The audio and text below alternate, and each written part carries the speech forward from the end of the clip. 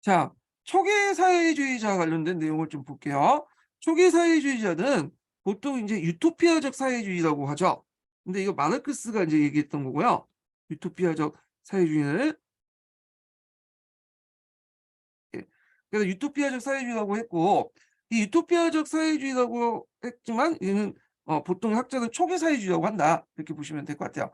그래서 그 뒤에는 이제 첫 문장은 보존적 자유주의와 이제 민주적 급진주의 관련된 이제 내용이 있고, 그거에 어떤 차이점이 있냐, 초기 사회주의하고 이제 그 관련된 내용인데 한번 볼게요. 자, 보존적 자유주의는 정치나 경제에서 자본주의를 옹호하고 그것의 발전을 지원하고 하는 이데올기를 장려했다. 자, 이에 대해서 자본주의와 자유주의를 전면적으로 거부하거나 부정하지 않지만 더 실질적으로 평등한 세계를 건설하고자 하는 소시민 중심의 민주적 급진주의자가 등장했다. 자, 이런 민주적 급진주의자를 그 밑에 보시면 알겠지만 자코뱅주의라고 하죠. 그래서 민주적 급진주의자는 이데올기로서 일관된 체제를 갖추지 않았고 다분히 신존적이고 윤리적인 성격이 강했다. 그래서 이제 이렇게 있고, 그래서 이런 민주적 급진주의자의 한계가 나오죠. 이게 앞에 부분하고 연결돼서 이게 한계다, 이렇게 보시면 될 것 같아요. 그래서 민족주의하고 좀 비슷하다고 보시면 돼요. 민족주의도 원초적인 관념에 그런 입각해서 했잖아요. 그러다 보니까 그 체계적이지 못하죠. 예, 그 마찬가지 민주적 급진주의도 어떤 체계적인 이론이 없어. 네, 이런 것들과 이제 연결시켜서 이해를 해주시면 될 것 같고요. 자, 그래서 이제 있고, 자, 이에 대해서 가난한 자와 노동자에 대한 동정에 있어서 민주적 급진주의와 계를 같이 하면서 자본주의 그 자체를 부정하고 사회를 완전히 새롭게 재조직하고 보다 확고하게 체계적 이론을 입각한 사회주의가 등장했다. 그래서 이제 이들은 그 자유방임이 아니라 이게 이제 사회주의의 공통적인 내용들을 쭉 얘기하고 있죠. 예. 사회주의 공통적인 내용. 정부가 경제와 산업을 합리적으로 조직하여 운영하며 가난한 사람을 돕고 부자와 자본가부터 보호하며 사회재산을 폐지하고 생산수단을 국가나 사회가 소유해야 한다고 주장했다. 자, 이러한 주장은 19세기 여러 가지 사회주의 공통점이다, 이렇게죠. 네. 근데 이 안에서 이제 뭐냐면 또 차이점이 있죠. 여기에 좀 알아둘 건 앞에서 언급한 것처럼 사회주의란 큰 개념 안에 초기 사회주의와 공산주의가 있었다라는 거죠. 그래서 보통 이제 공산주의, 마르크스주의도 큰 개념의 사회주의에 있는 거예요. 네. 그런데 이제 요걸 좀 마르크스주의를 구별하기 위해서 보통 그 안에 작은 주의 개념의 사회주의와 작은 범위 사회주의와 다시 공산주의를 구별한다, 이렇게 보시면 돼요. 그래서 공산주의는 주로 폭력을 강조하고 얘네들은 설득을 강조한다, 이렇게 차이가 있죠. 그래서 이 초기 사회주의자들, 그게 이렇게 연결돼서 보시면 되겠죠. 자, 얘네들은 새로운 그 사회주의 사회를 건설함에 있어 폭력이나 혁명이 아니라 이상적인 공동체를 제시하고 설득을 통해서 그들의 목적을 달성하는 데 그 특징이 있으며, 이렇게 있죠. 자, 여기에도 이제 그 뭐냐면 공상적 사회주의, 그러니까 초기 사회주의의 특징이 있는데 이상적 공동체를 제시했다. 설득을 통해서 목적을 달성했다는 거죠. 네. 이게 중요하죠. 그러면 이제 요게 초기 사회주의고, 요 공산주의 거꾸로 보면 폭력과 혁명을 주장했다는 것이 공산주의죠. 이게 차이점이야. 바로 이러한 점에서 마르크스, 엥겔스는 그것을 뭐라고 했냐? 공산적 사회주의라고 했다. 네, 공산적 사회주의. 그래서 폭력이나 혁명 얘기는 혁명이 아니라 이상적 공동체에서 만들고 계몽과 설득을 강조했다. 그래서 유토피아적 사회주의, 이렇게 얘기를 하고 있어요. 그리고 자기 자신을 과학적 사회주의라고 했죠. 네, 그래서 이렇게 이제 있고, 그래서 여기에도 여기까지가 이제 초기 사회주의의 어떤 공통된 특징, 초기 사회주의 공통된 특징을 대해서 얘기를 하고 있습니다. 자, 그 다음에 서강자 관련된 내용을 볼게요. 이 서강자 내용이 좀 약간 왔다 갔다 하거든요. 그래서 요걸 좀 떼어가지고 그때그때마다 강조를 해보겠습니다. 자, 397페이지 펴보세요. 397페이지에 보면 그 마지막 단락 있죠? 초기 사회주의 관련된 내용이 있는데 한번 볼게요.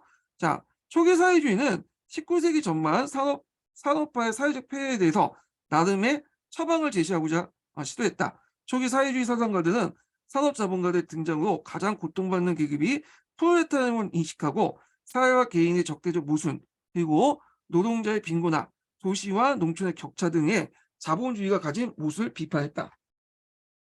자, 이들은 또한 보유자 사회를 비판함으로써 노동자에 대한 계몽과 교육의 중요성을 강조했다. 계몽과 교육. 이들은 적절한 교육을 받고 계몽되면 뭐냐면 새로운 사회를 개척할 수 있는 능력을 갖출 수 있다고 보았다. 그래서 초기 사회주의자들은 사유는 구체적인 내용에서 다양한 모습이 보이지만 공통적으로 보면 새로이 등장한 산업사의 모순과 폐단을 극복하는 시도였다는 점에서 공통된 특징이 있다. 자, 산업화를 통해 생산력의 고도도 발전했음에도 불구하고 노동계급은 오히려 더 비참한 생활을 했다는 점. 그리고 자본주의 체제가 생산가인과 실업 그리고 경제적 위기가 주기적으로 만들어낸 비효율성을 보인다는 점. 그 산업사회가 노동자를 비인간하며 불행과 소외를 초래했다는 점을 주목하면서 그에 대한 해답을 개인주의가 아닌 공동체, 협동에서 찾은 것이다. 그래서 이제 그 당시 산업화의 비판, 산업화에 대한 형상들 비판하면서 이런 것들을 주장했다는 거죠. 예, 공동체를 강조하고. 근데 이제 소외라는 유기의 단어가 있는데 소외라는 건 마르크스의 자본론에 의하면 생산수단에서 분리되어 노동이 생산수에 분리된 형상은 소외라고 해요. 노동소외라고 하죠. 그래서 예전에 중세시대 때는 생산수단하고 왜냐면 노동이 결합돼 있었죠. 그래서 농노드는 비록 자기 토지는 아니지만 경작권을 갖고 있어서 남들 열심히 일을 하면 그만큼 대가를 얻었고 그랬잖아요. 그 땅에서. 근데 이걸 이제 자본주의 시대는 그게 아니죠. 자본은 있고 노동은 단순히 자본에 의해서 노동만 제공해 주잖아요. 그걸 통해 뭐 자아실현을 얻고 거기에서 얻은 이득의 100%를 자기가 갖는 게 아니잖아요. 자, 이런 것들이 뭐냐면 노동 소외라고 이제 표현을 하고 있어요. 자, 이들은 현실에서 공동체 실험에 실패하고 한계가 드러나는 분명하다. 자, 이들은 계급적으로 구조화된 불평등한 구조적 기원과 자본주의 정치 경쟁을 주목하지 못했다. 그래서 이게 현실적이지 않고 되게 이상적이기 때문에 실패했고 결국 마르크스처럼 구조적인 것들을 밝히지 못했죠. 근데 이런 한계들이 그들만의 잘못은 아니라는 거죠. 그 당시 이제 아직까지는 자본주의가 고도 발전하지 못했던 그 시기였기 때문에 이런 것들이 이제 현실 파악을 잘 못했던 측면도 있다라고 얘기를 하고 있어요. 예, 보면 자, 하지만 그렇다고 해서 초기 사회주의자가 후대 마르크스주의가 비판했던 것처럼 공산적 사회주의로서 사회주의로서 마치 아무런 현실적 의미가 없는 것처럼 치부되는 일은 아니다. 왜냐하면 이들 한계는 아직 본격적인 산업 노동자 계급이 형성되기 이전에 당대 현실을 반영했던 것에 부분적인 기인하기 때문이다. 그 당시는 어쩔 수 없었다는 거야. 아직 그 노동자 계급이 본격화되지 않고 자본주의가 본격화되지 않은 그런 형태의 시기였으니까. 자, 연합과 상호 부족, 협동과 이성, 부유자 사회에 대한 합리적이고 인본주의 비판, 인간 사회의 문제를 이성적인 방식으로 해결할 수 있다는 확신 등의 유산을 후대에 남겼고 이것은 이후 사회주의 운동과 노동운동을 결코 가버이 볼 수 없는 사회주의 상상의 원천을 제공해 줬다라는데 나름대로 한계도 있었지만 그 한계를 극복했던 한계가 있었고 그 한계에 대한 나타날 수밖에 없는 사회적 조건을 얘기한 다음에 그거에 대한 이제 뭐냐면 나름대로 의미와 영향을 얘기하고 있어요. 예. 그래서 제가 이거 읽고 있지만 그냥 참조로 봐주시면 될 것 같아요. 논술형 문제는 모르겠는데 이렇게 뭐 담답형 문제 나올 것 같지는 않고 초기 사회주의나 뭐 이렇게 마르크스주의 관련된 내용이 예전에 기출문제 나왔거든요. 예. 그것도 공사나 그 당시 뭐 통합사회 문제로 이렇게 나왔기 때문에 역사과 단독으로는 나오지 않은 것 같아요. 역교론 때 잠깐 마르크스주의 사학 관련된 내용 나오고 하여튼 그냥 참조만 보시고 이제 참조해 주시면 될 것 같아요. 이 부분은요. 예. 자, 그럼 구체적으로 사상과 관련된 내용을 볼게요. 먼저 살펴볼 것이 생시몽이죠. 그래서 프랑스 귀족 출신이었던 생시몽은 산업화의 거대한 가능성과 미래의 진보를 인식하고 그것에 걸맞는 새로운 사회 조직을 제안했다.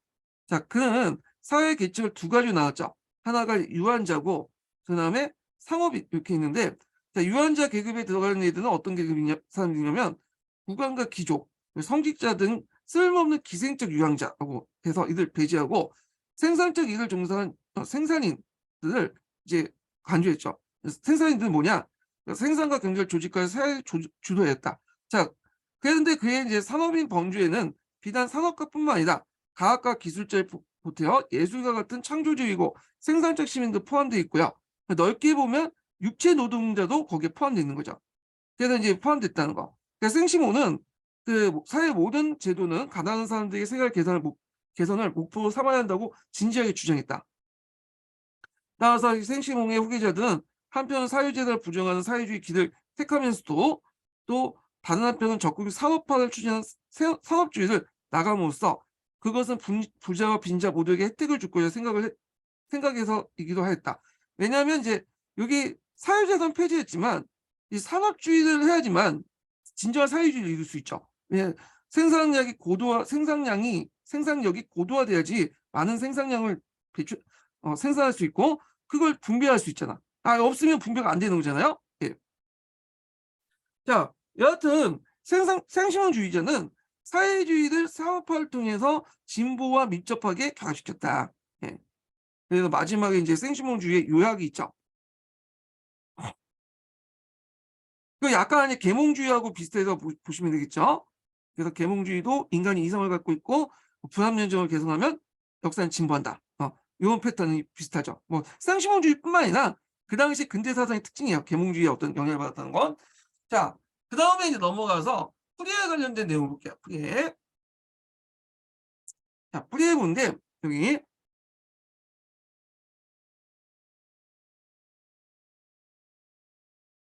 자, 여기 보면 프리에는 공산적 사회주의자 중에 가장 공산주의였다. 그는 현존사의 제도와 생활을 부정하고 농업과 공업 생산을 같이 행해지고 노동이 즐거움이 될 수 있는 1620명 주민이 가진 이상적인 공동체를 바탕으로 새로운 사회를 건설 제안했다. 그러니까 공동체주의를 내세웠다는 거. 공통적이죠. 이 공동체는 이제 프랑스 원어민이 이렇게 있죠. 팔랑스테로라고 했어요. 팔랑스테로.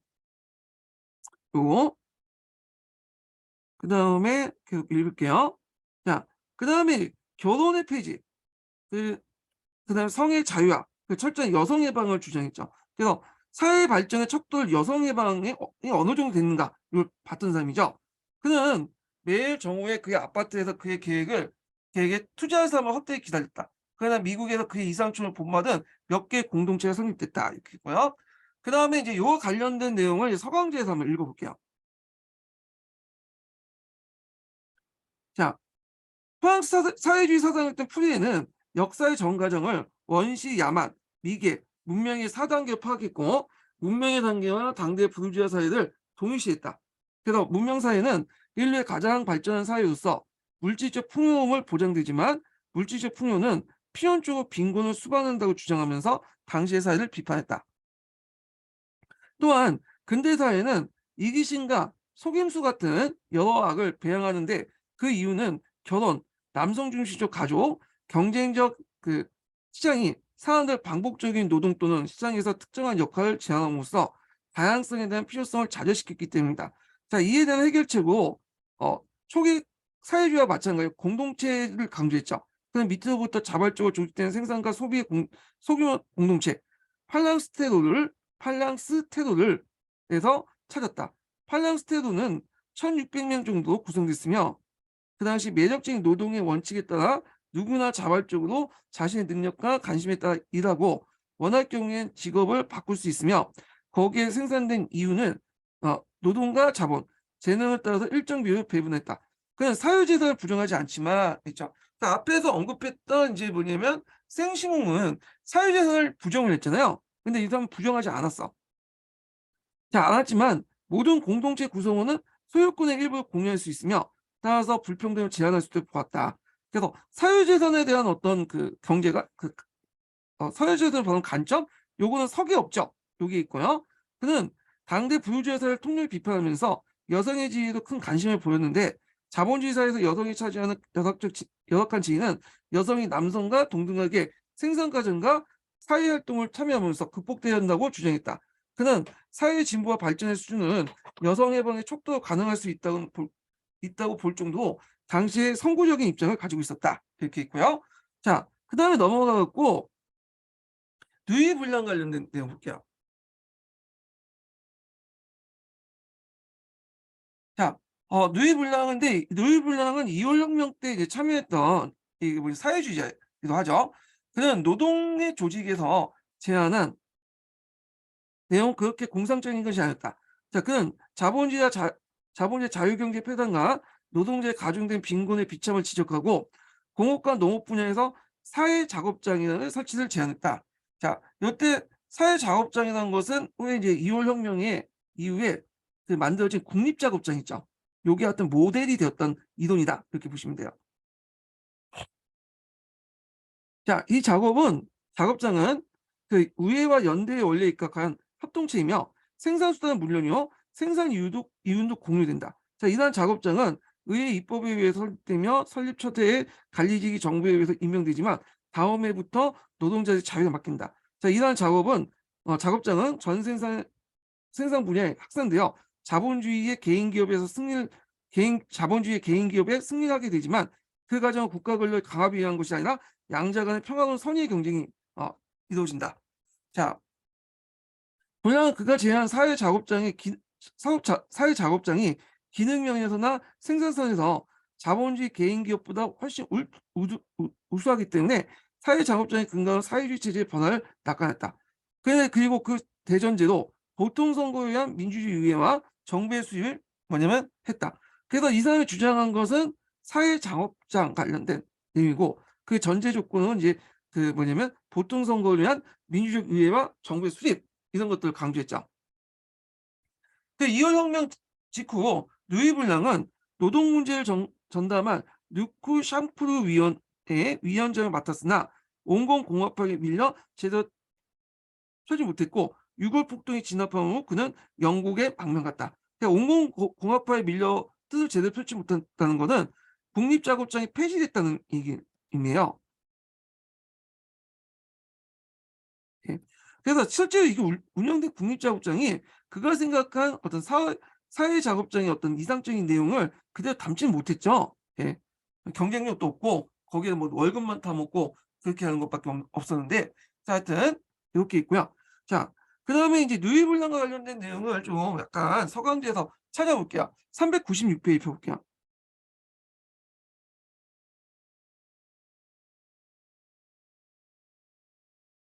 잠깐만요. 아, 396페이지가 아니네요. 예. 제가 잘못 체크했네. 예. 그래서 이제 넘어갈게요. 이 부분은 이렇게 있는데 초기 사회주의에 관련된 내용, 예, 관련된 내용이고, 자, 그냥 누이블랑은 여기까지 하고 그 다음에 로버트 오웬을 보죠. 로버트 오웬. 자, 보면 영국 상업가였던 로버트 오웬은 스코틀랜드 뉴나나크 어, 그 당시 누나나크의 섬유 공장에서 당시에 가장 모범적으로 운영했으며 전 유럽에 관심을 끌었다. 그는 프레이보다 산업화가 지닌 의의를 인식하고 긍정적으로 인식했다는 거예요. 이 사람은. 이를 긍정적으로 받아들였으며 공장제도 폐단을 지적하고 일반적인 행복을 확보하는 최상위기는 자유시장 제도를 통해서 생산의 증대가 아닌 조합은 협동과 합리적 계획이라고 믿었다. 자, 이 사람도 또 공동체를 강조했는데 그래서 이제 자급자족인 농업적인 공동체 협동조약을 구상을 했어요. 그렇지만 이제 아무런 호응을 받지 못했고 그는 다시 이제 1842년에 미국 건너가 인디아나주의 뉴하몬이라는 이상적인 공동체를 건설했다. 이렇게 보시면 될 것 같아요.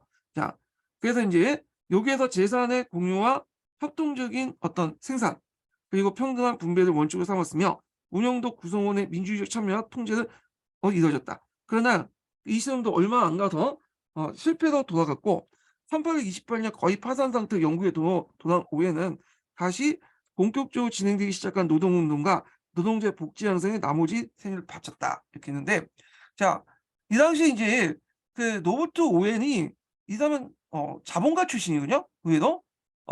그렇기 때문에 산업의 어떤 산업혁명에 긍정적으로 인식을 했다는 것이 좀 특징이고요. 그 다음에 이상적인 공동체를 강조했다는 거. 영국의 이 로버트 오웬 사상이 큰 영향을 줘요. 합동주의 그 사상에.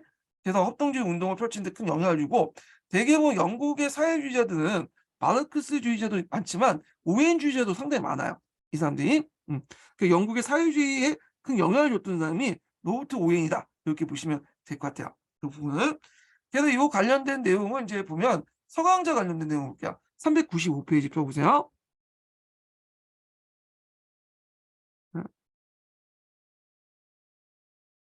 서강자분 ON이 있죠. ON이라고 이게 표기하는데 ON하고 뭐 그 ON은 똑같은 사람이에요.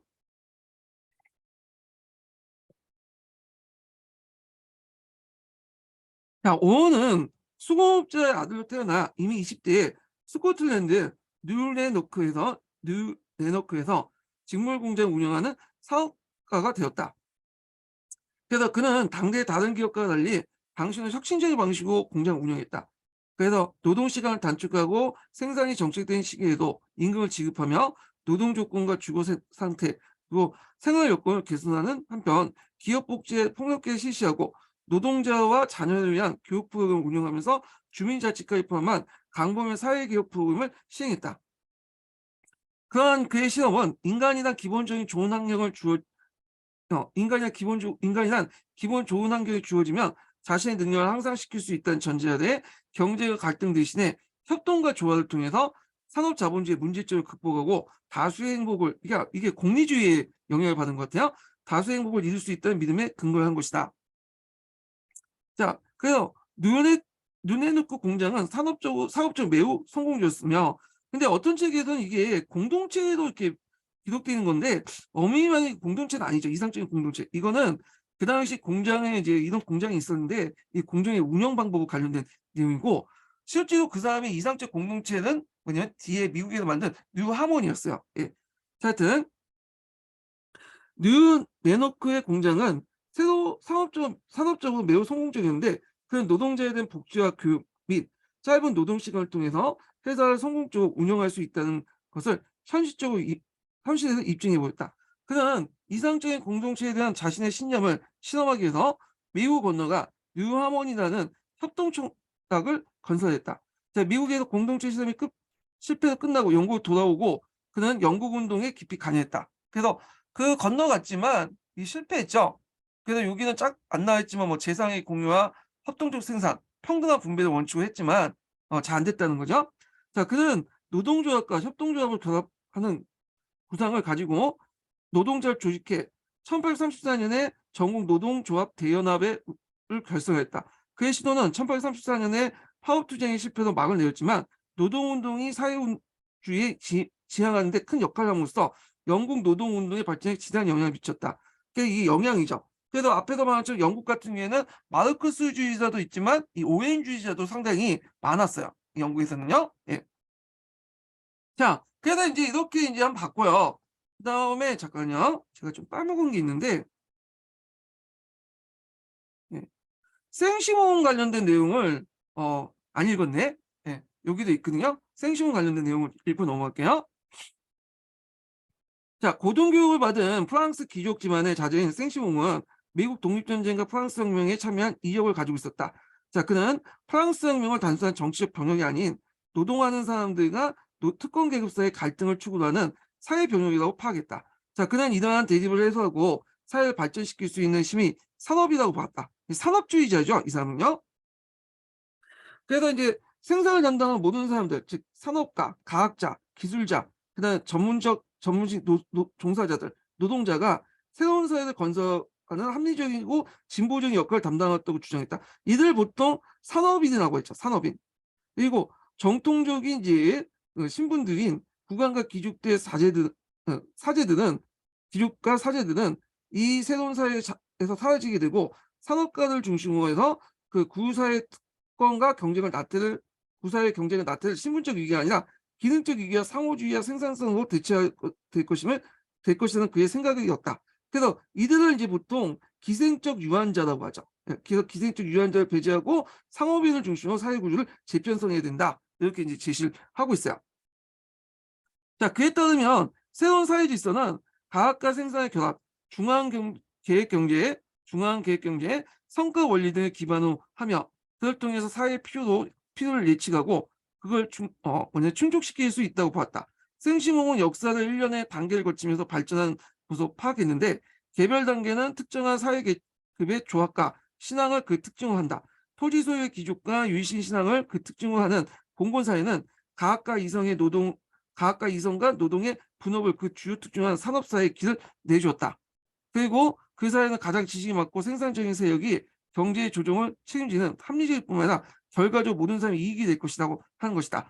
그래서 나름의 뭐냐면 산업주의, 산업화에 대해서는 상당히 긍정적으로 인식했어요. 그래서 사회주의에서는 부정했지만 생심은 산업화에 대해서는 상당히 긍정적으로 봤다. 그래서 이제 전문가적인 어떤 그런 사람들이 이 사회를 주도한 사회다. 그래서 봉건사회의 어떤 차이점을 얘기하고 있는데, 자, 이 정도 이제 생시몬주의 관련된 내용을 얘기했고요. 그 다음에 넘어서 마르크스주의를 보자. 자, 이 마르크스주의와 관련된 내용 중에 예전에 시험 문제 나왔던 것이 공사기출 문제, 공산당 선언 관련된 내용이 한번 나왔고요.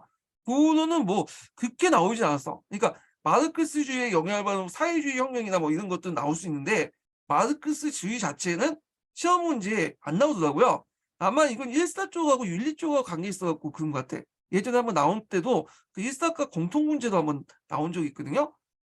그 역교론에 관련돼서 사적 유물론 관련돼 갖고 한번 기출에 나온 적이 있는데 그것도 이제 여러 사상가 중에 한 명을 이제 비교해 갖고 문제 내면서 이제 냈던 거고 마르크스주의는 뭐 독단으로 해 갖고 뭐 그 사상 체체가 어떻고 그런 건 안 나왔거든요. 그래서 여기 강독은 제가 하겠지만 그냥 이런 게 있구나 하고 이제 넘어가시면 되고 이거 들으면서 나중에 역교론할 때 배경 지식으로 이제 삼는다 이렇게 생각하고 보시면 될 것 같아요. 이 부분을. 예. 자, 그럼 볼게요. 1840년대 이후 다분히 공상적이고 평화로운 번역의 길을 택하고 있던 다양한 초기 사회주의자들은 독일의 카르 마르크스와 그의 동료 프리드 엥겔스에 의해서 과학적 혁명적 사회주의로 발전됐다. 여기에서 유토피아적 사회주의나 뭐 과학적 사회주의나 이런 것도 다 뭐냐면 누구 입장이에요? 마르크스가 그렇게 정의를 한 거예요. 이 마르크스는 나폴레옹 몰락 후에 프로이센 영토가 된 트리르의 트리르의 프로이센 영토가 된 트리에르의 기독교로 개종한 유대인 법률가 아들로 태어나서 베를린대에서 이제 철학을 전공한 후 신문 편집이 되었다. 자, 그러나 그의 가격한 농조는 프로이센 정부의 탄압을 초래했고 신문이 폐간됐고요. 1843년 가을에는 마르크스는 귀족 가문 출신으로 그의 험난한 일생에 둘도 없는 훌륭한 반려역 내조자가 된 아내 제니와 함께 파리로 망명했으며 여기에서 그는 엥겔스를 만나서 깊은 우정을 꽃피웠다. 이 엥겔스 같은 경우에는 좀 부자였어요. 이 사람은. 그래서 엥겔스가 이제 마르크스를 경제적으로 지원을 해줬다고 그러거든요. 그래서 마르크스는 일평생 이 뭐냐 그 노동을 별로 한 적이 없어. 한두 번 했나 알바시고 대부분 엥겔스한테 이제 줄붙어갖고 살았다고 보면 돼요. 예. 자, 그래서 엥겔스는 바르멘의 어떤 건강 기독교 집안 출신으로서 맨체스터 석유공장 운영을 맡고 있었다. 그는 항공과 혁명 운동에 있어서 마르크스의 좋은 협조자였으며 1849년 이후에 런던에 자리 잡은 마르크스의 공무원 생활을 물질적으로 꾸준히 돕기도 했다. 자, 마르크스의 어떤 그 거대한 업적들은 예정 어린 제니의 내조와 엥겔스의 번함없는 우정과 지원이 있었다. 이렇게 있고요. 자, 그다음 마르크스의 정치 경제학 혁명 이론에 대한 내용이 쭉 있죠. 그래서 이제 마르크스의 정치 경제학과 혁명 이론은 그 당시에 정치학과 경제학에서 연결돼서 이제 연구되기 시작했거든요. 그래서 이 당시에 뭐 정치학과 경제학이 이렇게 분열되지 않고 학문적 국가가 아니라 같이 연구를 했어. 그래서 보통 마르크스 저자 중에 정치 경제학 서문 같은 게 있죠. 그런 그 학문적 배경에서 나온 거예요. 하여튼 정치 경제학과 혁명 이론은 당대 독일처럼 프랑스의 초기 사회주의, 영국의 고전 경제학을 두루 섭렵하면서 집대성하여 독자적인 체계를 이룬 것이다. 그래서 이 사람은 그 영국에 가서 영국의 대형 박물관이 있어요. 거기 가서 매일 그 책을 보면서 거기에서 그 수많은 사상가들의 이론을 짜집기 해서 나름대로 뭐냐면 종합해서 나온 게 자본론이라는 거죠. 그래서 특히 영국 고전 경제학, 자본주의를 비판하면서 영국 고전 경제학을 또 연구했어. 왜냐면 이 사람 입장을 때 이건 타도의 대상이지만 적을 하려면 적이 뭘 말하는지 알아야 될 거 아니에요. 그래서 그렇게 했는데 그래서 영국 고전 경제학을 에 대해서 비판하면서도 영향을 받은 것도 있어요. 이게 뭐냐면 영국 고전 경제학에서 보면 그 부의 기준, 부의 그 원천을 뭐라고 보죠? 노동이다 보죠. 마르크스 마찬가지야. 이 노동이다 봐. 똑같이. 그러니까 영국 고전 경제학을 가지고 뭘 비판한 거야? 마르크스는 영국 고전학 이론을 바탕으로 영국 고전학 경제학을 뒤엎어버린 거야. 예. 그래갖고 이제 나중에 이제 고전 경제학 자체가 이제 부의 원칙 노동이다 보니까 이게 좀 안 되잖아. 마르크스와 똑같잖아요. 그래서 이제 결국에는 한계 효용학파가 등장해갖고 한계 효용학파에서는 시기성을 가지고 부의 원천을 봐요. 예. 걔 같은 디어크는 이렇게 파라다임을 변화시키는데 또 간접적으로 영향을 줬는데 하여튼 그 넘어가고요. 자, 마르크스는 헨겔의 범주법을 전도시켜. 헨겔의 범주법은 정반합이죠. 음. 자, 근데 헨겔의 범주법은 주로 이제 시대 정신, 세계 정신, 그러니까 주로 유심론적이야. 예. 그런 것들, 그걸 이제 뭐냐면 물질론과 연결된 거야. 요것만 봐갖고 이걸 다시 유물론과 연결시킨 거야. 예. 그래서 이걸 유물 범준론법을 이제 주장했고, 이들 역사 발전에 적용해 유물사관과 계급 투쟁을 제시했다. 그래서 이 사람이 한 유명한 말 있죠. 어, 역사는 계급 투쟁 역사다. 뭐 이런 말.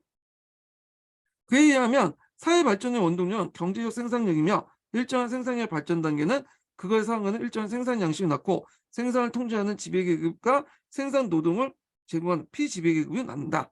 그러니까 계급이라는 것은 그 지배 생산수단을 갖고 있는 사람들, 그리고 피지배계급은 생산수단 없는 거죠. 그래서 생산수단에 따라서 이제 사회를 이렇게 나눴죠. 처음 원시 공동체 사회, 고대 노예제 사회, 중세 봉건주의 사회. 봉건주의 사회의 생산수단 토지죠. 그 다음에 자본주의 사회. 그리고 마지막으로 사회주의, 공산주의. 이렇게 나누고, 그래서 이제 요때 이제 사회를 움직였던 것은 뭐냐? 경제다. 그래서 세상을 하부 구조하고 상부 구조로 나눠서 이 경제가 상부 구조는 정치와 예술이나 문화를 다 좌우한다. 그리고 자기가 어떤 위치에 따라서 계급의식이 결정된다. 이렇게 얘기를 하고 있잖아요. 그래서 이 토대가 바뀌면 당연히 또 구조도 바뀌죠. 그래서 이렇게 고대 노예제 사회나 중세 봉건주의 사회, 근데 자본주의 사회는 그냥 하부 구조의 변화에 따라서 일어난 것이다. 그래서 지배층과 피지배층 그러니까 바뀌었는데, 그렇지만 생산수단을 갖고 있는 사람은 지배층, 그다음 생산수단을 가지고 있지 않은 사람 피지배층은 동일하고, 다만 생산수단이 뭐냐에 따라서 이게 나눠지는 거죠. 예. 그래서 이 생산 양식이 사회 토대가 되는 하부 구조이며,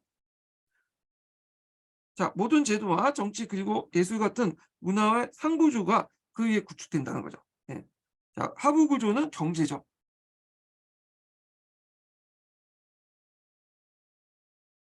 자, 현실적인 역사의 진행과 발전은 한 사회에서 서로 대립한 계급투쟁의 역사다. 그래서 모든 역사는 계급투쟁의 역사란 말을 했잖아요. 그러므로 여태까지 존재하는 모든 사회의 역사는 계급투쟁의 역사다. 이게 공산당 선언에서 되게 유명한 말이거든요. 예, 요거 공산당 선언이 예전에 기출문에 나왔어요. 자, 그래서 이제 발전하는 생산력과 이에 따른 변화하는 생산 양식은 자유민과 노예, 귀족과 평민, 영주와 농노, 그다음 길드의 장인과 직인과의 계급 투쟁을 낳게 되고, 길드 제도는 소자본가의 매니페스처 단계를 거쳐서 거대한 현대사회로 가는 자본주의 이어졌다. 자, 마르크스는 자본주의 체계에 놀라울 정도의 비약적인 생산의 발전을 가져왔다고 사실 시인한다. 그러나 자본가들은 즉 부르주아의 어, 자본가는 즉 부르주아지의 노동자의 노동을 합당한 임금을 주지 않고 그 노동이 잉여 가치를 착취하여 부를 축적한다. 그리고 기술의 발달에 따라 기계가 인간의 노동력을 대체하는 비율이 높아지고 그 결과 노동의 잉여 가치가 감소된다. 그래서 자본가는 보다 더 가혹한 노동자를 착취하게 되고, 기계 사용의 증대는 노동자의 실업을 증가시켜 실업자 예비군을 형성하고, 이 모든 요인은 노동자의 임금을 생계수준에 머물게 하며 노동자의 빈곤과 비참을 참을 수 있는 한계에 넘어가서 결국 프롤레타리즘에 폭발된다. 되게 어렵게 설명했는데 쉽게 설명은 그거예요. 자, 그 마르크스는 자본을 두 가지 종류로 나눴어요. 자, 뭘로 이제 나누냐면 불변 자본하고 가변 자본을 나눴어요.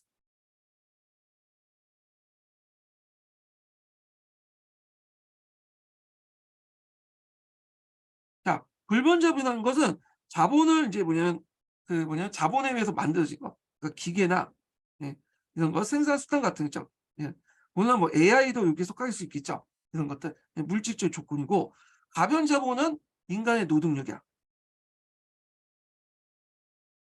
근데 마르크스는 이 인간의 노동력을 부의 원천에 왔거든. 왜냐하면 불법 자본이라도 이렇게 기계 같은 것도 솔직히 인간이 만든 노동력의 산물 아니에요. 그렇게 이제 포함시킨 거야. 자, 하여튼 자본가의 입장 올 때는 이 가변 자본을 최대한 낮추고 불변 자본을 올리는 게 이득이죠. 요번에 보면 이제 그 편의점 가보시면 뭐 알바도 없애고 AI도 대체하고 자동화시키는 게 많잖아요. 그래야지 이익을 극대화할 수 있어요. 예. 근데 여기에도 이제 문제가 생긴 거야. 어떤 문제가 있냐? 자, 인간은 노동력을 인간은 노동자는 노동력을 팔아가지고 뭘 얻죠? 임금을 얻죠. 임금을 얻는다면 노동자들이. 근데 여기에서는 노동자지만 공장의 노동자면 이들이 밖에 시장에 나가면 뭐가 소비자가 돼요. 소비자가 그 임금을 가지고 물건을 사잖아. 아. 그래서 이제 이 물건을 사기 때문에 수요가 있기 때문에 자본가들은 이제 공장을 돌리는 거 아니에요. 근데 이 인간의 노동력을 이제 노동자를 해고하고 대신에 불변점을 높이면 어떤 문제점이 있어요? 당연히 소비자의 구매력이 낮아질 수밖에 없죠. 그러면 어떻게 돼?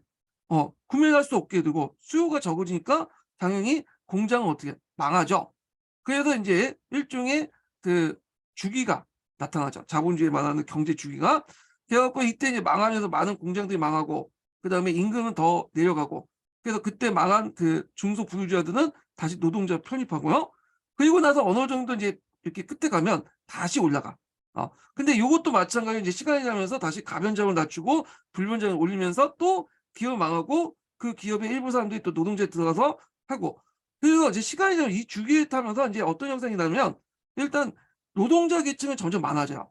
근데 점점 이제 소수의 이제 자본가 계층들만 남게 되죠. 그리고 임금은 계속 이 주기를 타면서 경기 주기를 타면서 뭐냐면 뭐예요? 떨어지게 되는 거죠. 그리고 이때 이제 하반기에 항상 자본주의 필연적으로 뭐가 나타나? 공황이 나타나죠. 구매력 부족 때문에. 예. 이렇게 이제 설명해요. 결국에는 극소수의 프롤레타리아 계층과 그리고 이제는 대다수의 이제 뭐냐면 극소수의 부유자 계층과 대다수의 프롤레타리아 계층이 이제만 남게 되고 결국 얘네들이 이제 거꾸로 참고 하다가 폭발돼서 뭐냐 프롤레타리아 혁명이 나서 자본주의 망하고 사회주의 넘어간다. 이렇게 설명을 하고 있는 거야. 네. 그래서 요걸 내용을 얘기하고 있고요. 자, 계속 이제 얘기를 보면요. 한편 자본주의의 이제 체제의 내적 논리에 따라 경기병동의 대풀이 되며 아까 이제 주기를 탄다고 했죠. 예. 그때마다 또 공황이 일어나요. 예. 자, 대풀이 되면 자본가는 산업계 그의 기업을 키워야 하고 자본의 축적과 투자를 증대해야 된다. 그 결과 아까 이제 자본의 양극화 현상이 일어났다고 했죠. 그래서 거대 기업이 추론되고 자본의 집중과 독점 현상이 나타나면서 자본주의는 그 자체 기본 원리 이해되는 방향으로 나가면서 내부적으로 붕괴한다. 그래서 앞에서 얘기한 것처럼 극소수의 자본가와 그다음에 대다수의 뭐냐면 노동자들이 이제 나눠지게 되고 결국 얘들에 의해서 정복되는 거야. 뿐만 아니라 그 과정에서 중소기업과 소시민층이 몰락하고 사회계급은 부유자와 프롤레타리아만 남게 되어 계급투쟁이 첨예하고 혁명을 통해 프롤레타리아 계층이 최종적으로 승리한다. 자, 근데 이게 예언이 잘못됐죠. 왜냐하면 현실적으로 요 중소기업과 소시민층이 몰락한 게 아니죠. 뿌띠뿌주자라고 이제 있죠. 얘네들이 계속 살아남았잖아. 예. 그래서 이런 중간층 때문에 서유럽에서는 그 마르크스 예언대로 이런 사회주의 혁명이 일어나지 않았어요. 자, 그럼으로써 착취와 계급화는 공산주의 사회가 추진되고 그다음에 지배계급이 다른 계급을 억압하기 위해 조직한 관련 국가도 소멸된다. 자, 국가 소멸 관련돼서 얘기했는데 초창기 때 사회주의는 국가를 필요 악으로 봤죠. 네, 필요 악으로. 그래서 다만 이제 부르주아의 집행위원회가 아니라 프롤레타리아 독재를 하게 돼요. 그리고 어느 정도 이제 사회주의에서 이제 그 사회주의가 완숙한 후에 공산주의 넘어갈 때 이때에서 이제 국가가 소멸되는 거야. 국가가 소멸되는 거예요. 그런데 이에 대해 무정부주의자는 처음부터 민중의 집정혁명을 통해서 국가가 소멸된다 이렇게 주장하잖아요. 자, 그 외에 사회주의 및 공산주의 사회에 대한 관한 청산지는 마르크스와 엥겔스는 뚜렷하게 구체적으로 제시하지 못했다. 자, 그 위에 이제 뭐 사회주의하고 공산주의는 방향성만 제시했지 그 안에서 구체적으로 무슨 내용이 있는지 설명하지 못했어. 그러니까 현실에 대한 비판은 되게 잘해요. 이 사람들이. 그렇지만 대안을 제대로 제시하지 못했다는 거예요. 그렇다고 해서 마르크스가 무조건 이론이 잘못됐냐? 그럼 저는 그렇게 생각하지 않거든요. 마르크스주의가 계속 있기 때문에 자본주의의 잘못된 점이 계속 수정될 수 있었던 거야. 네. 그래서 마르크스주의가 했던 앞날의 예언이 맞지 않다고 해서 이 마르크스주의 자체를 그 어떤 지니고 있는 비판 정신 자본주의 어떤 문제점 그런 거 자체도 뭐 다 부정되는 건 아니죠. 현실의 반을 보지 못했다고 해서 나머지 반을 보지 못한 거에서 부정하면 똑같은 놈이 되잖아요. 자, 하여튼 나름대로 자본주의의 어떤 발전을 하는데 나름대로 알게 모르게 기여한 게 이게 또 그 마르크스주의예요. 예. 자, 볼게요. 다만 이제 1848년 1월에 독일계 공산주의 모임이었던 공산주의 연맹에서 위촉으로 두 사람이 이제 공동으로 이제 작성한 공산당 선언은 구성원대 각자의 자유로운 발전이 전 구성원대 자유로운 발전의 조건이 되는 협동체를 갖게 될 것이라고만 기술하고 있다. 그래서 요 위에 국가 소멸 단계 어떤 거에 대해서 구체적으로 제시 없고 막연하게 얘기한 거야 지금. 자, 마르크스 이론의 체계 윤곽은 공산당 선언의 그 골격이 남아있으며 자본주의에 대한 보다 정밀한 분석은 그의 주제였던 자본론에 담겨져 있다. 그렇죠? 자본론. 이 자본론도 상당히 유명한 책이죠. 자본론은 세 권으로 구성돼 있어요. 1권, 2권, 3권. 근데 이제 1권은 2권인가? 2권이다. 예. 그래서 3권이야. 3권. 그래서 세 권으로 구성되어 있는데 1권은 이제 얘가 마르크스가 직접 저술을 했고요. 2, 3권은 그 친구 엥게스가 예전에 사후에 이제 마르크스가 이제 그 런던 도서관 가서 거기에서 책 보다가 그냥 죽거든요. 가로서도. 그걸 이제 죽고 나서 엥게스가 그다음에 논문, 연구 노트 같은 걸 정리해 갖고 한 것이 2권과 3권이에요. 그래서 저도 자본론 한번 읽어보려고 했는데 실패했어. 너무 어려워. 너무 어려워. 용어 자체도 어렵고 아마 여기에서 뭐 자본론을 제대로 읽고 뭐 그 읽은 사람은 없을 거예요. 유명하지만 한 명도 읽지 않았던 그 책 유명하죠. 자본론. 되게 어려워요, 내용이. 자, 하여튼 이렇게 있고 그다음에 이제 요 관련된 내용에서 이제 서강자 관련된 내용을 볼게요. 서강자 들어가기 전에 세 번째 인증모 이제 얘기할게요. 세 번째 인증모는 87번입니다. 예. 세 번째 인증모는 87번이에요. 자, 서강자 399페이지 펴보죠.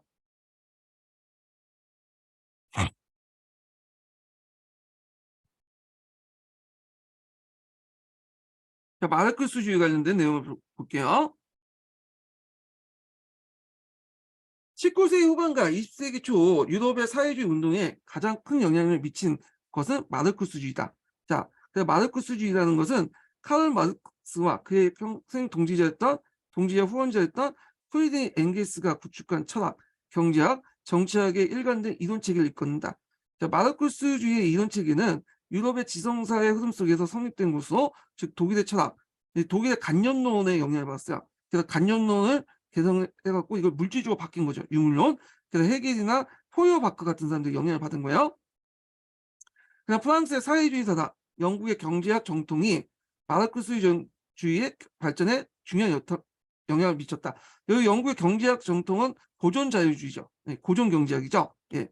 그래서 마르크스는 칸트, 헨겔, 그다음 포요바크 같은 독일의 철학의 정통과 성과를 종합해 건전법적 유물론과 역사적 유물론 체계를 세웠다. 자연과 사회, 이론과 실천을 아우려는 유물론적 세계관은 그 마르크스주의의 이론과 방법론을 토대로 이뤘다. 자, 마르크스주의를 구성하는 또 다른 하나 요인은 정치경제학이죠. 그래서 아담 스미스와 데이비드 리카르도 같은 노동가치 이론. 아까 했죠. 이 마르크스가 그대로 계승했다고 했죠. 그래서 그 노동가치 이론을 토대로 영국 고전경제의 성과를 계승함으로써 자본주의의 경제적 운동법칙을 분석해 유물론적 역사관을 적용해 형성되었다. 그래서 이제 요 이론을 가지고 거꾸로 자본주의를 비판하면서 영국 고전 경제를 비판했던 거죠. 자, 이에 따르면 자본주의는 적대적 계급사회 최후의 형태이며 그 안에 내재적 법칙성에 따라 필연적으로 사회주의로 전환될 것이라고 했다. 자, 여기서 오직 노동자 계급만이 그들이 객관적이고 역사적 존재 조건이라는 것 인해 계급 투쟁을 수행하고 사회주의 혁명을 통해서 프롤레타 독재를 이제 수입함으로써 이러한 역사적 필요성을 실현할 수 있는 존재로 구정했다. 자, 사회주의 혁명을 통해서 국가가 존재하죠. 필요하고. 이때 이제 국가는 자본주의 부유주의 집행위원회가 아니라 공산당 그 선언에서 국가를 그렇게 규정했잖아요. 그게 아니라 이제 프롤레타 독재다 이렇게 규정한 거야. 물론 이제 이거는 국가도 나중에는 소멸되고 어떤 협동체가 만들어진다고 얘기하죠. 공산주의 단계에서. 자, 마르크스주의를 구성한 또 다른 하나의 요소는 가학적 사회주의로서 이전 시기 유토피아적 사회주의 성과를 종합하여 계승한 것이다.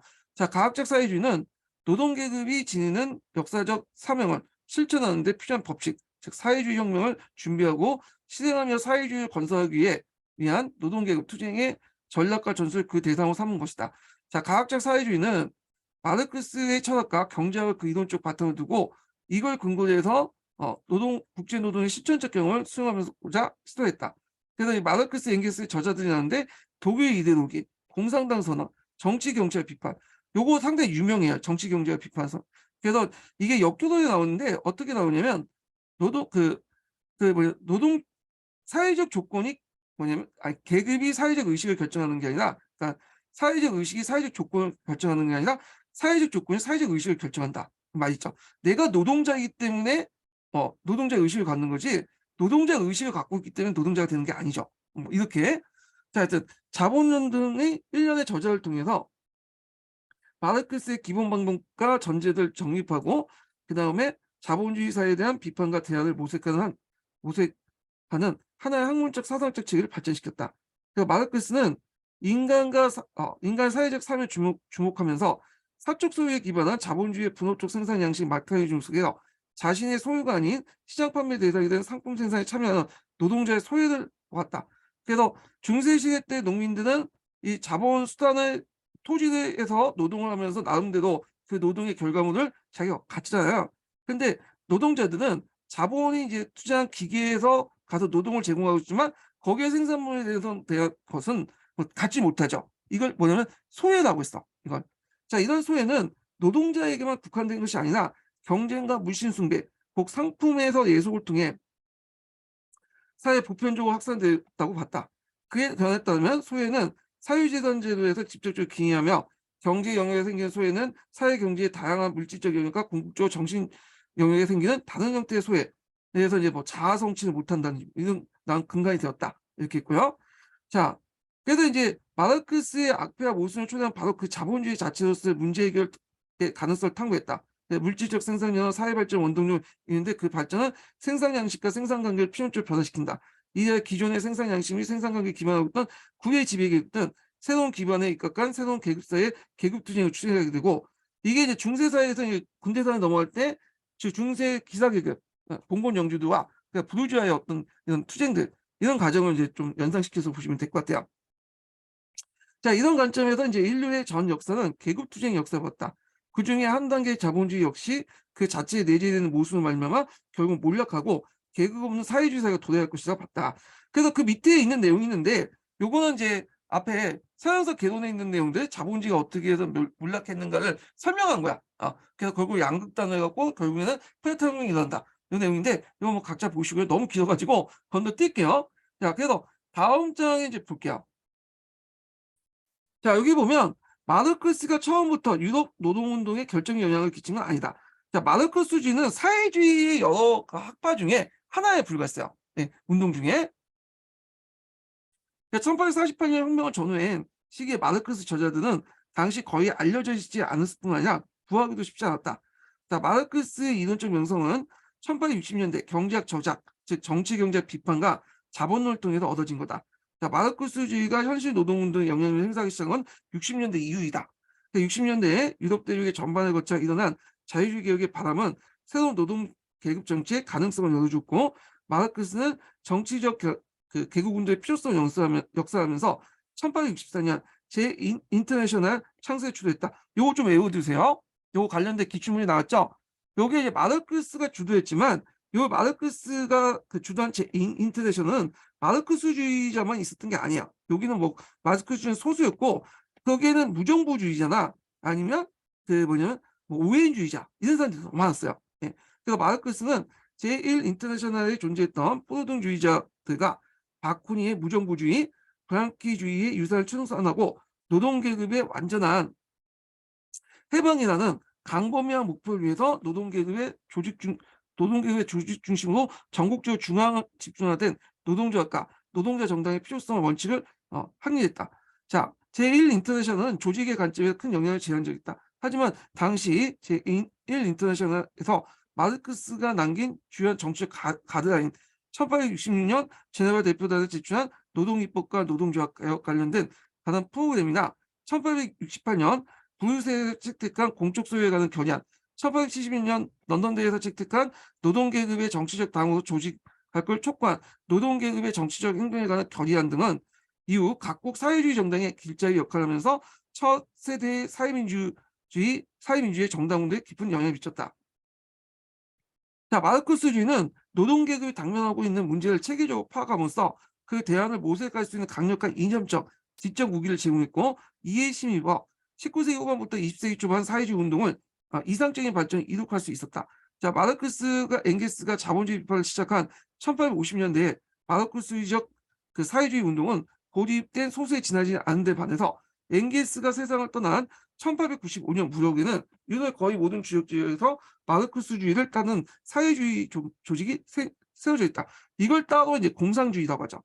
그래서 1900년대 초에 이런 마르크스주의를 표방하는 사회주의 정당, 공산주의 정당들은 노동자의 지지를 더 받으면서 의회의 강력한 세력으로 부상돼 있었는데, 이거는 마르크스주의가 19세기 후반 때 20세기 초에서 사회주의 운동에 미친 영향을 단적으로 보이는 거예요. 이때 이제 의회로 진출한 그 마르크스주의자는 뒤에 뭐라고 얘기하면 수정주의자라고 해요. 수정주의자. 이건 나중에 독일 3인당이 대표적인 경우인데요. 이건 좀 뒤에 좀 얘기할게요. 예. 자, 그래서 이제 마르크스주의, 사회주의와 관련된 내용을 해봤고요. 그다음 무정부주의 관련된 내용 볼게요. 자, 이 무정부주의 관련된 내용은 좀 기억을 해주세요. 이거 예전에 기출에 나왔어. 그러니까 무정부주의자 사상가들이나 이런 사람들이 기출에 나왔거든요.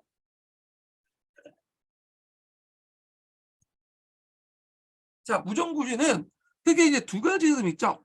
공동체를 강조한 거야. 그다음에 폭력을 강조하는 거. 그래서 개인의 자유를 뭐냐면 획득하기 위해서, 그리고 종전의 어떤 권위를 개인의 자유를 억압하는 권위를 쳐부시고 개인의 자유를 획득하기 위해서 공동체를 건설한다는 거. 폭력을 통해서 해야 된다. 물론 이제 이들도 결국엔 공동체 건설로 연결되긴 하는데 두 가지 방식이 있다. 이렇게 기억을 해주시면 될 것 같아요. 자, 그러면 한번 볼게요. 자, 무정부주의는 좀 더 무건이라고 해석할 수 있죠. 원래 이 정부라는 아나키즘을 정부라고 해석하는데 요게 좀 약간 일본식 그 해석이에요. 그래서 좀 잘못됐다고 하더라고요. 하여튼 이 정부는 무건히 그러니까 개인의 어떤 그 자유를 억압하는 모든 권위를 없애자라는 뜻이야. 무정부주의가. 예. 자, 이런 뜻의 말의 뜻대로 무정부주의자는 모든 권위를 부정하며 그 중에서도 특히 권위와 국가 권력의 억압수인 경찰과 군대, 그다음 관료와 법원을 구의 재산의 착취와 불평등 옹호자를 공격하면서 그들을 폐기할 걸 주장했다. 자, 그래서 이제 여기에서 이제 뭐 이거 대표적인 거고, 여기 정부, 그러니까 권위의 대상은 그러니까 개인의 자유를 억압하는 경우의 대상, 대표적인 제국주의자들. 네. 그래서 우리가 이제 그 독립운동할 때 김홍모 같은 사람들이 이제 신채호 같은 사람들이 무정부주의자 됐잖아요. 이게 제국주의 타도와 관련된 거야. 네. 이렇게 일제를 제국주의 타도에서 개인의 어떤 자유를 해방하자. 이런 내용들이죠. 자, 또 그들은 국가를 소멸시키면서 이때 이제 국가 간이 이제 사회주의와 다른데, 앞에서 얘기했지만 사회주의는 국가를 어느 정도 필요하고 보고 사회주의 단계에서는 그대로 좀 종속시킬 필요가 있다고 했는데, 얘들은 민주혁명을 일으키는 다음에 국가를 즉시 폐지하자고 중에. 그래서 국가라는 존재가 개인의 어떤 자유를 억압하는 존재잖아요. 자, 국가를 소멸시킴으로써 현존 사회주의를 뒤엎고 권위주의의 억압과 불평등, 그리고 착취를 폐지하고 정의에 입각한 새로운 사회 건설을 목표로 삼았다. 그들에게 당연하게도 시조의 권위를 지닌 이론가가 없고 각자의 주장이 다양하기도 하지만 이론만이 아니라 행동을 중요시하는 데도 공통된 특징이 있다. 자, 일부 무정부주의자. 여기는 뒤에 얘기했지만 박훈이 같은 일부 무정부주의자죠. 그리고 우리가 이제 의열단 활동을 또 여기 들어가 있죠. 자, 일부 무정부주의자는 폭탄 투척, 다이나마이트 폭파, 암살 등 매우 가격한 직접적인 행동을 취하고 그러한 폭력적인 행동을 민중을 자극하여 압제자를 타도에 다스리려고 했다. 자, 이걸 뭐라고 하냐면 민중의 직접적 운동이라고 해요. 그래서 이걸 이제 우리가 볼 때 우리나라 같은 경우에 김홍봉이 이끌었던 의열단을 볼 수 있죠. 의열단도 무정부주의죠. 이방보 채택했죠. 의열단이 보기에 우리 그 개인의 우리 민족 억압하는 집단은 뭐냐? 일제죠. 일제를 타파하기 위해서는 뭐냐면 일제의 여러 가지 기관들이나 그 다음에 친일파들, 그런 것들을 죽임으로써 요인들을 죽임으로써 이걸 본 신문을 본 이걸 소식을 정한 민중들 국내 민중들이 들고 일어나서 그 민중의 직접 행동을 통해서 일본의 제국주의가 타도될 것이다 이렇게 생각하는 거야. 그래서 이제 여러 가지 의회 활동을 하게 된 거죠. 이런 것들이 다 무정부주의 사상하고 연결되어 있는 거예요. 자, 그들은 모두가 폭력적인 행동가가 아니지만 그런 행동을 용인하고 혁명가를 자처해서 부르주아적이고 자본가적인 현존 사회체제의 급격하고 극적인 변화를 믿었다. 그래서 이제 무정부주의자에서 이제 박훈이처럼 떼어푸시자 그런 사람도 있지만 실제로 이제 공동체주의를 더 강조하는 사람도 있어요. 뒤에 얘기했지만 좀 크로포트키 같은 사람들 있죠. 이런 사람들은 이제 공동체주의를 강조하거든요. 예. 자, 하여튼 무정부주의는 마르크스주의와 목표에 있어 유사하지만 서로 대립되는 경우가 있었다. 그래서 그 대립 관련된 내용을 제가 차이를 앞에서 설명했어요. 자, 무정부주의의 추종자들은 주로 수고업자와 가난하고 원시적인 농민이었으며 그다음에 공업 발전에 가장 뒤지고 국도 빈곤한 지역에서 큰 영향을 발휘했다. 그래서 뭐 러시아나 그런 나라에서 큰 영향을 발휘했죠. 자, 그다음에 그 무정부주의의 이제 사상적 원조격이 됐던 사람이 프랑스의 프로동이라는 사람이거든요. 이 사람은 좀 기억을 해주세요. 이 사람이 기출에 나왔어. 이 사람의 사상이. 음. 자, 그래서 이제 내용을 보면 프랑스의 프로동은 일찍이 재산이란 무엇인가? 라는 저서에서 재산이란 절도 위에 아무것도 아니라고 단정했다. 재산은 절도 본 거야. 그래서 이렇게 있고 그러나 그는 소규모 재산의 소유를 인정하고 실제 재산 없는 노동자가 소규모 재산 소유자가 되기를 원했다. 그러니까 재산에 대한 견해죠. 네. 자, 그 다음에 그 사람이 좀 보면 그는 국가를 부정하고 노동자 아까 얘기했지만 이제 무정부주의는 국가 자체를 부정한다고 했잖아요. 자, 국가를 부정하고 노동자의 개별적으로 또는 작은 집단의 생산수단을 소유하고 자본가들이 착취되지 않고 적당한 노동의 열매를 거둘 수 있는 노동자 협동체와 그 협동체를 구성한 공문의 연방제를 구성했다. 그래서 이제 여러 공동체들, 자발적 공동체들을 묶는 꼬문을 이제 주장했다는 거죠. 네.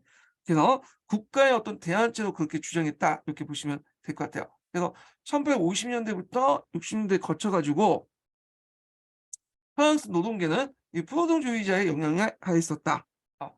그 다음에 이제 두 번째가 이제 박훈이죠. 박훈이. 자, 전형적인 무정부주의자는 러시아 귀족 출신 박훈이다. 예. 자, 그는 포로동의 영향을 받았으나 포로동보다 훨씬 더 가격하고 폭력적이었다. 그래서 그 내용을 보면 현존하는 시민적 제도의 폭력적 파괴는 혼란과 무법 상태를 초래하지 않고 오히려 인간성 회복을 가져올 것이라 박훈이 믿었다. 그래서 폭력적 파괴를 강조했다. 폭력적 파괴를. 그가 가장 무식하고 가난하고 사회 최하층에 있는 사람들이야말로 국가 숭배와 자본가적 간섭으로부터 부패되지 않는 자라고 하여 이상하였다. 그는 또 이게 두 번째 주장이죠. 자, 그는 또 포유동의 개별적인 소유 대신에 대규모 자발적인 협동공동체를 내세웠으며 포유동의 노동자의 생산성에 따른 정당한 보수책을 그대로 받아들였다. 예. 그래갖고 이제 포유동의 어떤 나와 이제 박근혜 사상의 어떤 그 뭐냐 공통점과 뭐 차이점 이렇게 이제 보시면 되겠죠. 예. 그래서 차이점은 대규모 자발적인 공유 협동체. 그다음에 공통점은 생산성에 따른 정당한 보수 체계 이거죠. 예. 그래서 이게 차이점, 공통점 이렇게 보시면 될 것 같아요. 그다음에 크로포트키 보기야. 자, 이 크로포트키는 앞에 이제 포동이 이제 앞에 이제 박훈이가 좀 약간 폭력적이잖아요. 근데 이 사람은 상대적으로 건설적인 측면, 공동체를 더 강조하는 측면이 있어요. 그래서 이 크로포트키 사상은 어디에 영향을 미쳤냐면 중국이 있죠. 중국도 신문화 운동 과정에서 무정부주의의 영향을 많이 받았거든요. 되게 이 무정부주의가 요 크로포트키의 상호부조론 관련된 내용이야. 아니면 톨스토이 이론이나 뭐 이렇게 이제 있는데 한번 볼게요.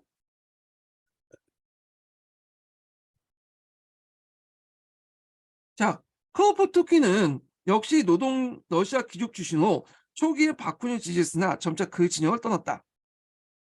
바쿠니는 끊임없는 음모와 혁명적 봉기를 종소했으나 크로포트키는 그렇지 않았다.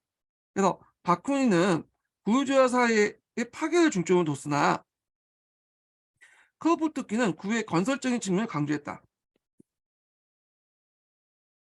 그래서 보면 크로포트키는 포로동이나 바쿠니가 주장한 노동자의 정당한 보수 개념을 부정하고 공상주의적 무정부주의를 건설했다.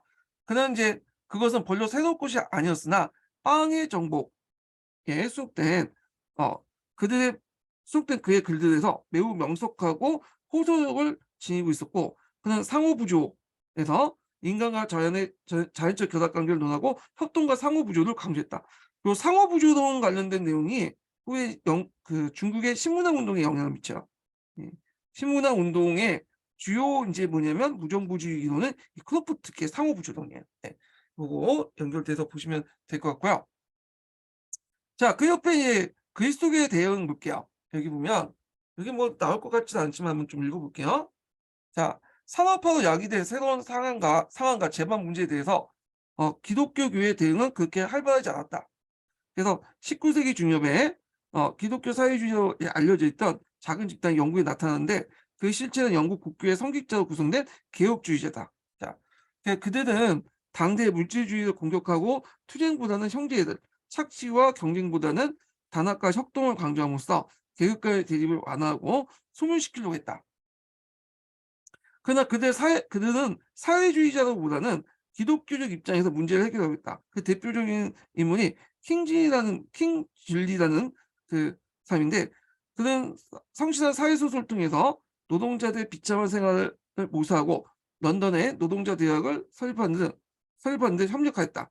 자, 카톨릭 교회의 대응도 영국 국교에 비슷했으나 그들은 스스로보다 더 정확하게 이걸 뭐라고 하면 기독교 민주주의 또는 사회적 기독교라고 불렸다. 교황 피우스 9세는 자유주의 호감을 보이긴 하였으나 이호혁명 후에 보수주의로 돌아섰고, 그 계승한 네오 13세에 이르러 카톨릭 교회는 당대의 사회 문제를 전면적으로 대응했다.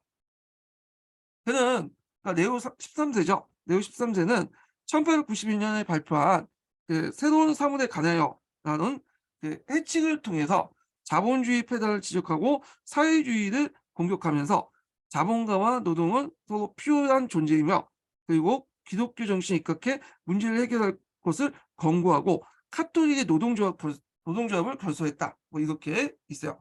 뭐 별 내용은 없어요. 그냥 읽어보시면 될 것 같고요. 자, 여기에서부터 이제 뒤에는 영국의 노동조합 관련된 내용과 그다음에 프랑스의 노동조합 관련된 내용이 있고, 그리고 뒤에 이제 쭉 보시면 알겠지만 독일의 노동조합 있거든요.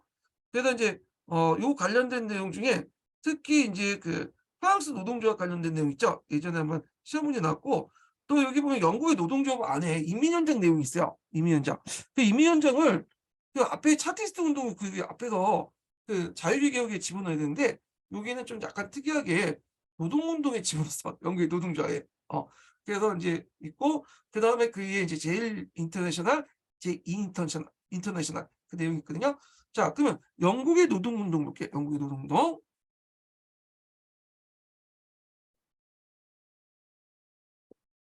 자, 영국의 노동운동을 좀 정리를 하면 이게 쭉 흐름을 먼저 정리하고 강독을 할게요. 자, 먼저 러다이트 운동 있고, 러다이트 운동은 산업혁명 초창기 때 운동이죠. 예. 그리고 차티스트 운동으로 바뀌고,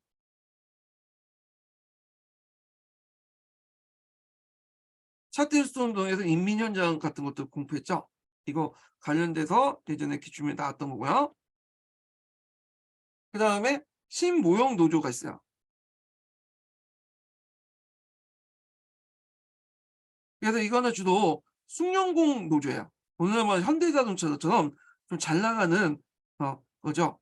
그 노동조합이죠. 그래서 이걸 노동기족이라고 이제 그 당시 불렀는데, 근데 여기에서 배제됐던 이제 뭐냐면 좀 미숙련 노동자들이 많잖아요. 그러다 보니까 이 사람들 중심에 신조합주의를 내세웠죠.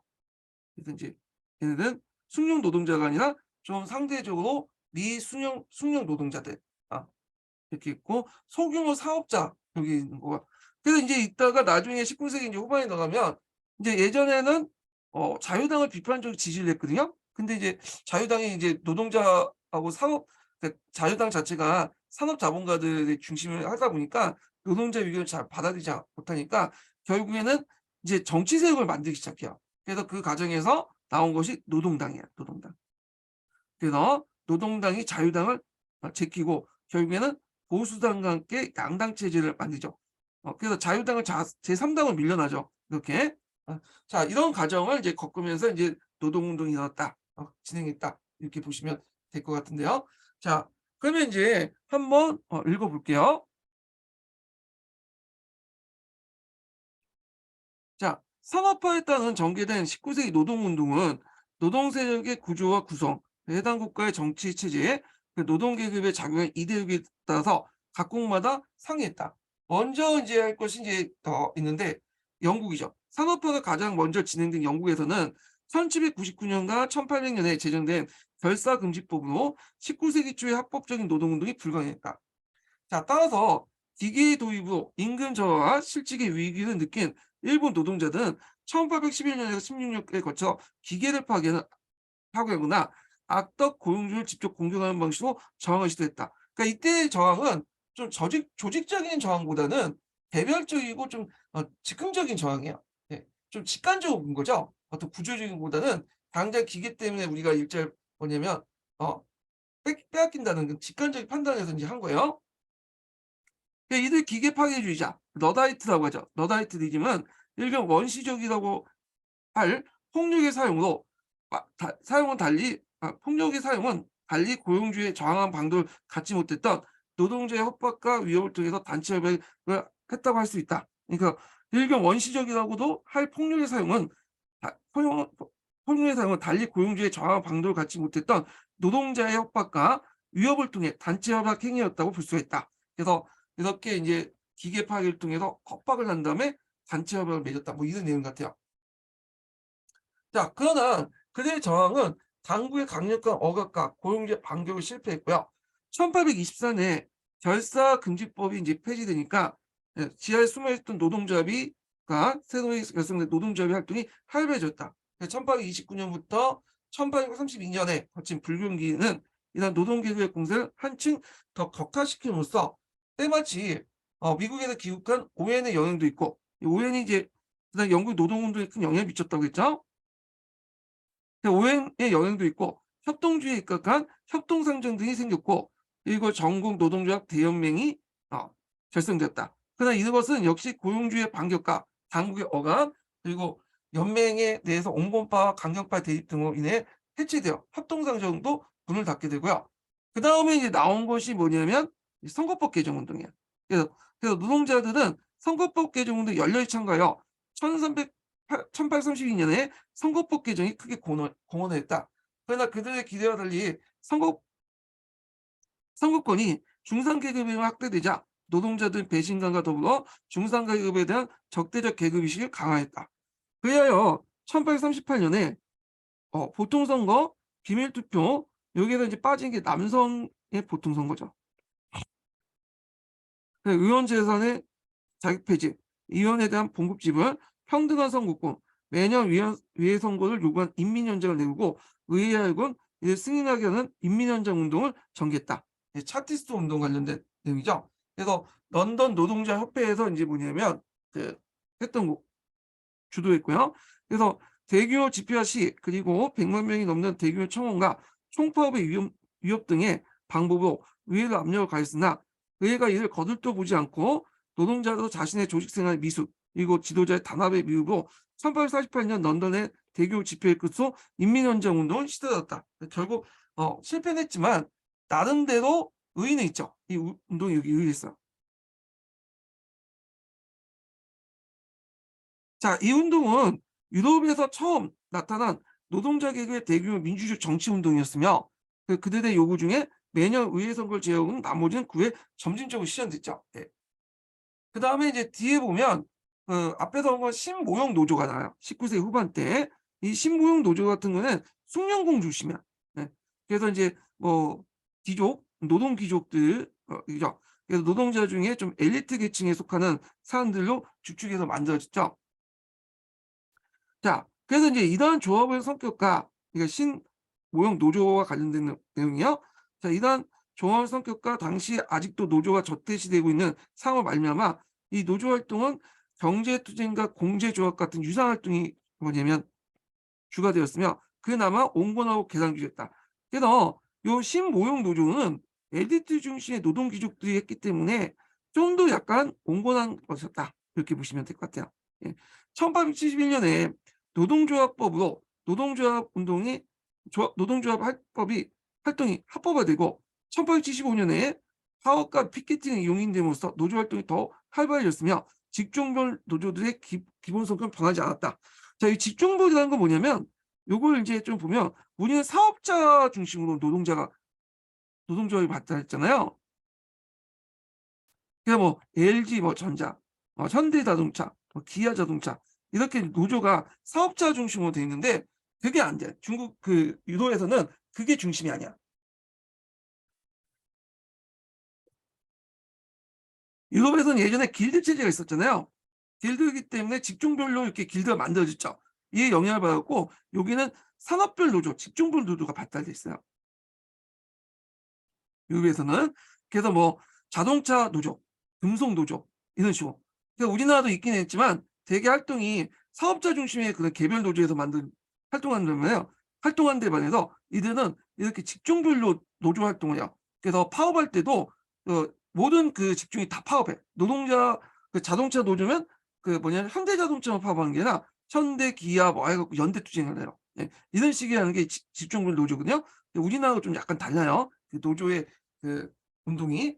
자, 그래서 이게 있고 1889년에 여름에 일어난 런던의 부동노동자의 파업을 계기로 영국의 노동운동은 신조합주의라는 새로운 국면을 맞이했다. 그러니까 앞에서 이제 얘기한 신모형 노조 같은 경우는 숭룡국인데 반해서 여기는 좀 비숭룡국이죠. 예. 그래서 이렇게 있고 종전의 노조에서 배제됐던 그다음 미숭룡국, 반숭룡국들이 전국적인 규모의 조직화가 폭발적으로 진행됐다. 그리고 이제 1880년대 후반에 들어가면 그 당시에 활발해진 사회주의 영향을 받아 신조합주의 지도자가 대다수 사회주의였다. 그리고 이제 이때 이제부터 19세기 이제 19세기 후반에 들어가면 이제는 노동조합을 벗어나서 뭔가 정치 조직을 만들자, 정당을 만들자 이런 흐름들이 등장해요. 자, 그래서 이제 그러나부터가 그 내용인데 자, 영국의 사회주의자나 그 조직체는 1883년에 성립된 사회민주주의 협회, 그리고 1884년에 성립된 페이비언 협회, 그다음에 1893년에 성립된 독립노동당은 계급투쟁과 혁명을 강조한 마르크스주의가 아니라 계당주의 노선을 추구했다. 그래서 요때 이제 마르크스주의자들 이제 그 협회가 있는데 얘네들은 마르크스주의자, 오웬주의자 있는데 대개 보면 정통 마르크스를 추구한 것도 아니고 마르크스주의가 수정주의라고 보시면 돼요. 예. 그래서 여기 보면 이제 페이비언 협회가 이제 주도적인 역할을 했다고 보시면 되는데 이 페이비언 협회는 뭐냐면 페이비언이라는 건 뭐냐 그 런던 그 로마 시대 때 그 어떤 장군이 있어요? 파피우스라는 장군이 있었어요. 파피우스를 영어로 얘기하면 페이비언이라고 하는데 이 파피우스가 그 당시 누구하고 싸웠냐면 유명한 하니발하고 싸웠죠. 파피우스의 지연 전술. 그러니까 하니발이 전쟁의 신이잖아요. 그러니까 직접 싸우는 것보다는 하니발이 오면 막 도망가. 그리고 보급로를 끊는 방식으로 전쟁을 장기화 시켜갖고 하니발의 단점, 물자가 부족한 거, 계속 공급을 받을 수 없죠. 그걸 노리고 이제 그 지연 전술을 했는데 결국에는 파피우스의 전술이 먹혀 들어갔죠. 그래서 하니발이 나중에 패하게 된 배경이 있는데 마찬가지로 사회주의를 싫어하는 데에 전면호 자본주의와 부닥치는 보다는 의회를 통해서 점진적으로 하자. 그래서 이게 그 뭐냐면 폐비협회 주요 내용이야. 예. 일종의 계당주의라고 보시면 될 것 같아요. 자, 하여튼 이런 단체들은 계급투쟁과 혁명을 강조한 마르크스주의가 아니라 계당주의 노선을 추구했다. 그렇긴 하나 신조합주의 노조들은 과거 노조들의 온건한 노선에 비해서 훨씬 더 가격하고 파업을 주 목표로 삼았다. 자, 이렇듯 신노동주의는 고양된 노동계급 노조주의로 고양된 노동계급은 종전 같은 자유당을 통해서 그들의 목적을 달성했던 고식적인 태도를 버리고요. 이제 비판적 지지를 안 하겠다는 거죠. 그래서 직접 위에 진출하는 길을 모색했다. 그리하여 1868년에 영국 노동계급의 총체적인 조직체로 출발한 노동조합 회의에서 주순호 1900년 노동조합과 사회주의 단체들이 모여서 노동대표위원회가 조직을 했고 1906년에 선거에서 30석을 확보하자 명칭을 노동당으로 바꿨다. 이제는 영국의 노동계급은 이들의 이익을 대표하는 정당을 찾았다. 이렇게 보시면 되겠죠. 자, 그래서 노동당을 이제 해서 자유당을 제끼고 이제 했다. 그래서 이제 있고 요때 이제 뭐냐면 이 과정에서 무슨 투쟁을 헤이마크 투쟁을 했어요.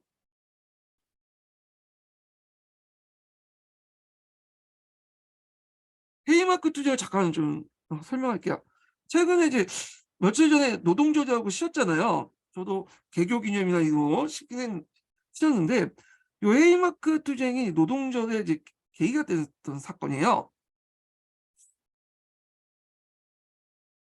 음, 여기 그래서 이제 노동절 메이데이 기념이 됐던 건데 이게 이제 1866년 5월 1일 날 일어난 건데요. 그래서 여기는 이제 영국이 아니라 이제 미국 노동자들, 그러니까 미국에서 일어난 거예요. 예. 하여튼 부연 설명하려고 한 거예요. 그래서 이제 여기에서 미국 노동자들이 그 8시간 노동자 쟁취한 총파업을 도입했죠.